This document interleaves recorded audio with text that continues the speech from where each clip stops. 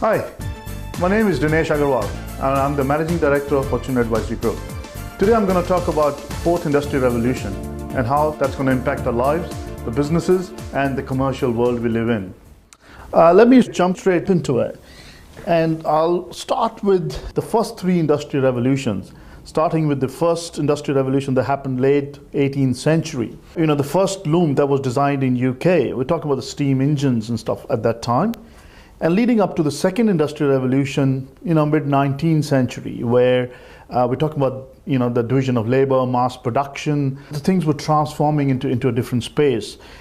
And then the third industrial revolution. Now, most of us living today have not seen the second industrial revolution, mainly been in the books. And we've seen the transformation from the time of cassettes to the CDs and USBs and the online platform these days. That's the more technological and the electronical space we've lived in.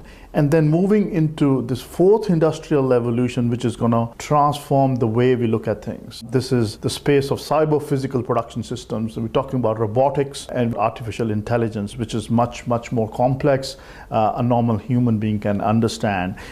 So we can see the complexity is really increasing from one generation to the other. And as we're moving towards the fourth generation or the fourth industrial revolution, it's becoming really, really complex. Now, we'll talk about the fourth industrial revolution in a little bit more detail and what are the various elements of this revolution. And it's all about three dimensions: physical, digital, and biological. And I'll go a little bit in more detail with each of these dimensions. The physical dimension obviously entails the tangibility and the visibility. It's all about the different products which we can tangibly feel and see. We're talking about advanced robotics, 3D printing, autonomous cars. So these are all stronger, efficient and recyclable, smarter materials. The 3D printing, we can really develop very efficient models and print those which are more tangible and visible. The first autonomous car has already been tested around the world, and we'll see these cars on the streets very, very soon. The second element, which is digital, we all heard about the blockchain, the cryptocurrency. We're talking about the bitcoins and things like that. The various elements of the blockchain is continuously growing list of records called blocks, which are linked and secured using cryptography. We probably more aware of the blockchain and cryptocurrency in the digital currency space, but that's the technology that's going to be used around the world by various businesses, because that's a fundamental shift in the technology, the way the businesses are going to use the blockchain.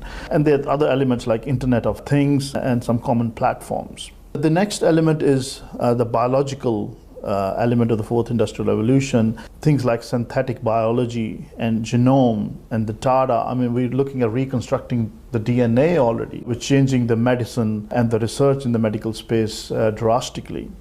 Now, moving forward, we're going to look at the major impacts and the consequences in our life and the business life around us. I'll talk more with the main 5 elements on which it's going to have its impacts: the economy, the business, the national or the international space, the society in which we live, and we as individuals and human beings. From economical perspective, how that is going to impact the growth of the businesses or the commercial world or general economic growth in the countries, how it's going to impact the employment. We're already looking at big redundancies and retrenchments happening around the world in various industrial, business and commercial aspects, where the robotics or automation or artificial intelligence is taking over a lot of jobs and making people redundant in some of the very mechanical aspects of the jobs. That's going to impact how we're going to transform ourselves in our skill set. This is definitely going to give rise to the new skills. Now, when any transformation happens, if we are looking at that more as an opportunity, that means we need to evolve ourselves and develop new skill set to remain relevant and don't become obsolete. And that's, of course, going to impact the nature of the work and how we do things. Let's now have a look at the impact of fourth industrial revolution on the businesses and how we're going to conduct our business going forward.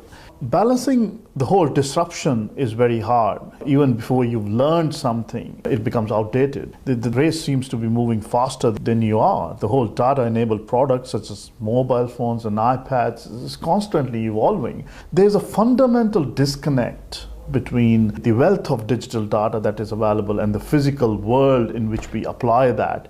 And that's where the augmented reality concept will play to bridge that gap. The new models of the businesses need review on a constant basis. Gone are the days when we're going to have a 5-year business plan and then you look at the document after a year. You really need real data to enable your business to be facing the challenge of this industrial revolution and the automation. The customers' expectations are changing and the new models are emerging. That's why I said the real-time data analysis and response is now the key for any business's existence. The next impact is going to be on the nations or the political landscape of the systems. What are the main elements going to be impacted? Well, public institutions is probably the most important one. The public institution offices and the trends are more sleek than ever before. People are kept track of. Timings need to be maintained, mistakes are picked up, and the responsibilities can be pointed. So the whole accountability is rising. The posts go viral in no time and the people react very fast. This increases the security and the scrutiny of the whole system, because when the things are moving at such a fast pace, when the terrorism is rising at a rapid pace, and that brings the laws to become more strict, to keep a tap on those risk factors and any loopholes. The whole government operational methodology keeps them on their footsteps, in terms of the challenge they're facing. And the whole social focus with that business mindset has to be at harnessing the growth and to get the best out of the talents. It's well said by Kay Schwab, who's the founder and executive director of the World Economic Forum. He said governments should be essential partners in shaping the transition to new scientific, technological, economic and social frameworks. Now let's have a look at the impact it's going to have on the society. The whole concept that is emerging is very me-centered approach. The world today is revolving around me. In the olden days, people used to be recognized as a member of the same group, some church or something. Now it's who I am, what do I do, and how can I help? The concept of we is fading away, and the platforms like Instagram, personal branding methods on social media, they are the ones becoming really strong.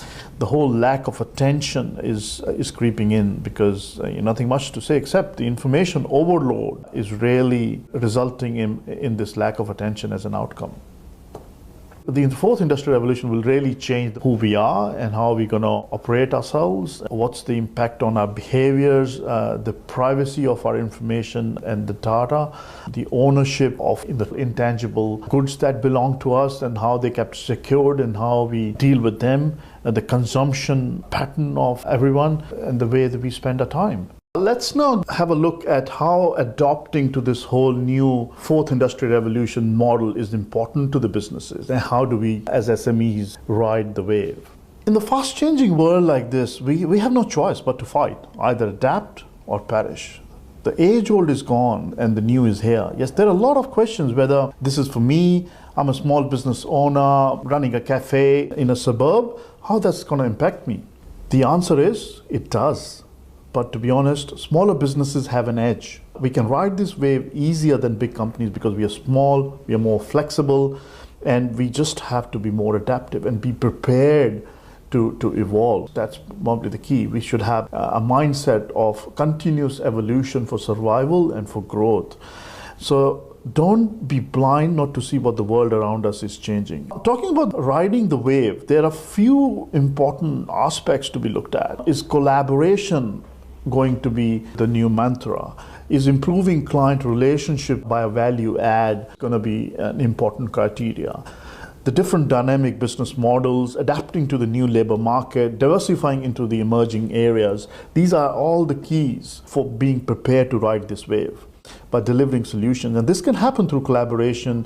Competition is not important anymore. It is going to be collaboration, meeting the client expectations, improving their experience is all about balancing the disruption and the people. Dynamic business models to suit need and platforms of the hour. As yourself, when you go to get a website made, wouldn't you want to know why and how, whether this is going to be mobile responsive, whether you care or not, wake up. If you do, then you're geared to ride this change. A lot of our professions or businesses will become obsolete. Do you want to be one of those, or you want to evolve to survive and grow and emerge as a much stronger and a better business? That's a question we should ask as business owners. Bringing that concept to our business as an advisory group at Fortuna. Now, we always about innovation how we can improve ourselves to support our clients and the small businesses much better. That's why we've launched a couple of new applications in our business, and that is all about how we teach and educate them to embrace the innovation. We've launched one of our first applications. We launched that a few months ago, called Fortunate. It's a business intelligence and data metrics platform which helps in cash flow forecasting, budgeting, KPI dashboards, alerts, user-friendly reporting, scenario modeling, what if, like that. It's a real-time analysis of your data, which is fetched from your accounting software and exported into this application in real time, and brings you the necessary reporting framework you need to look forward into your business. The next application which we've launched is the Fortuna mobile app, which is available on any Android or Apple platform, and it's bringing a lot of control in your hand and a one-stop solution for all your finances. Really helps you improve your financial control. It's got a lot of applications embedded in it, like your logbooks, your calculators, your business news, your personal budgets, your income and expenses, your different accounting applications. You can access them from one single platform.